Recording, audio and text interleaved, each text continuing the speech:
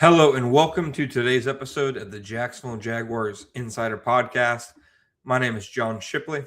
I am your host and beat reporter, and I have been your beat reporter covering the Jacksonville Jaguars on SI every single day since August 2019, and we are continuing to push forward through yet another offseason together. All right, folks, welcome to today's episode of the Jacksonville Jaguars Insider Podcast. Today, we're talking about the two free agents who I think, above all else, these are the most important guys for the Jaguars to retain. Now, the Jaguars have a number of big names set to be free agents.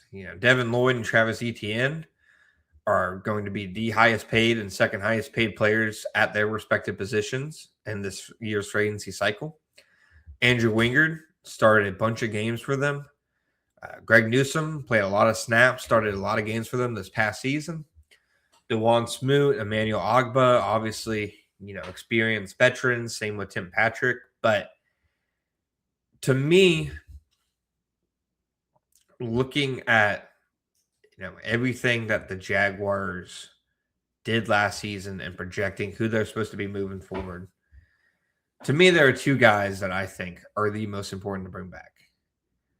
And one of those is linebacker Dennis Gardeck. Now, Gardeck didn't put up numbers that will stun anybody. It wasn't like he was a Pro Bowl or an all-pro level player or anything like that. And I'm not going to argue as such. I'm not going to make him out to be more than he was. But last season, he was a very valuable piece for the Jaguars.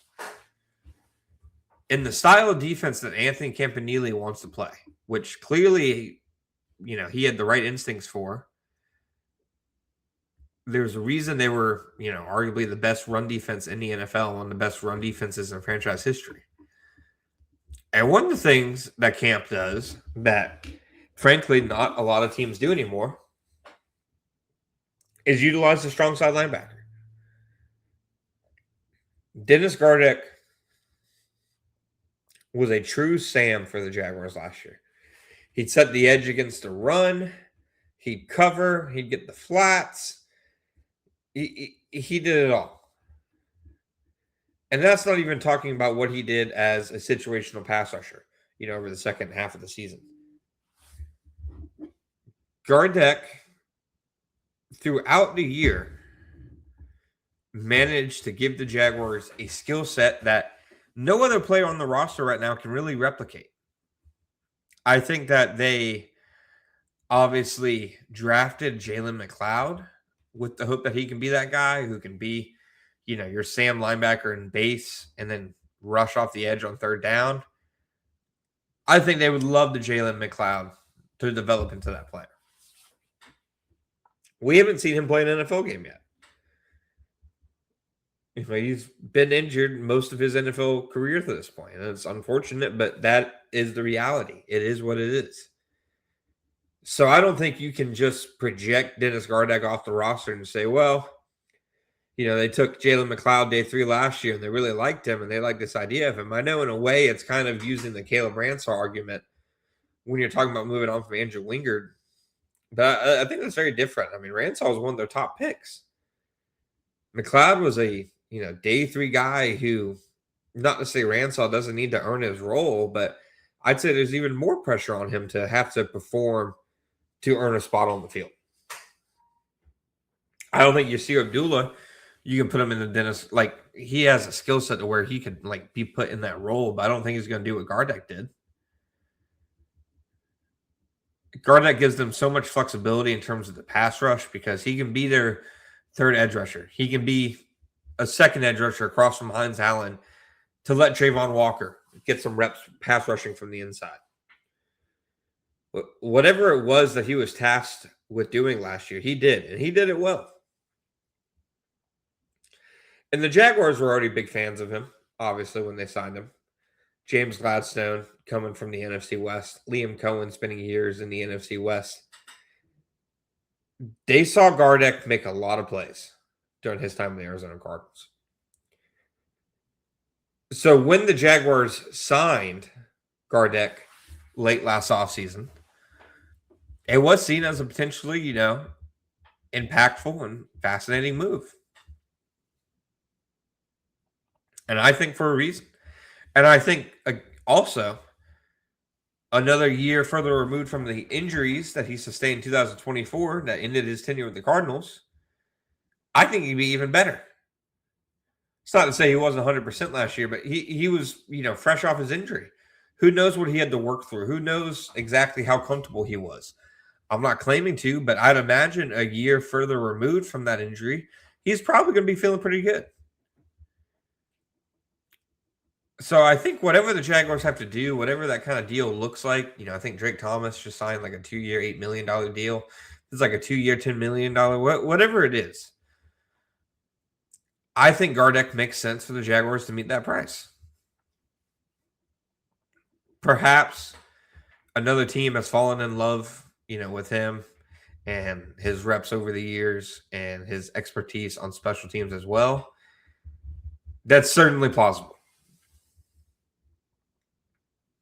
But if not, and if the Jaguars can bring him back at a reasonable price, I think that has to be a priority. So I think it is important for them to bring Gardeck back. I think he played too important of a role, and you don't have any clear replacement for him. I think it makes more sense as opposed to the opposite direction to bring him back. Now, with all that in mind, this next guy, it's a little different because I would understand if they let him walk, but I also think it would have an impact on them and how they have to approach the rest of the offseason really moving forward. And that's Buster Brown. Buster's been a guy, you guys have heard me. I've gone back and forth on him all preseason. I'm not all preseason, all offseason. Is he going to come back? Are they going to let him test free agency? It's been a big tug of war between me and myself. I do think that he'll be allowed to test free agency. Is he coming back? I mean, I see a scenario. I see a world and a reality where it happens.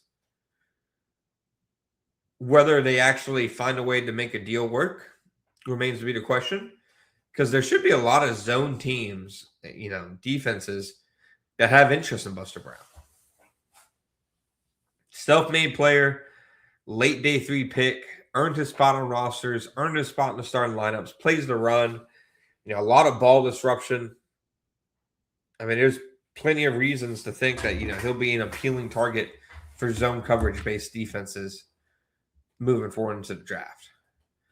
With that in mind, unless the price gets outrageous, should the Jaguars just meet it? If you do that, then you're going into the season with your corners as Buster Brown, Travis Hunter, Jarian Jones, and Jordan Lewis whenever he gets healthy. That's a pretty good cornerback group. And you can still add to it. Obviously, you still have Christian Braswell. We'll see if Keith Taylor can carve out a role. You can still add to the position. But I think it would definitely give the Jaguars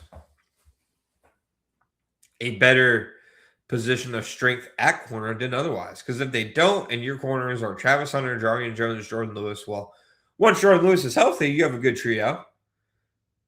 That's one part of this. But then once it happens, once he's healthy, it's just a trio. You need more. So I think for the Jaguars to have the ultimate flexibility and capability to manage to approach the offseason and truly take best player available, I really think signing Buster and taking away the need, well, you must absolutely, I think, have to go a cornerback early and a cornerback you can rely on. I mean, that's what the best franchises do. You use free agency to attack needs, so by the time the draft comes, you don't feel like that is what you're doing. Drafting, being a purely needs-based drafting team. That's how you get in trouble. That's how you take, inferior players. With that in mind, I think the Jaguars would be wise to keep Buster Brown. I think by doing so, they give themselves the best chance to maximize this offseason. Maybe he gets a price tag that's too lavish and too big and bold for them to reach. But if not, the Jaguars would be wise to resign Buster Brown.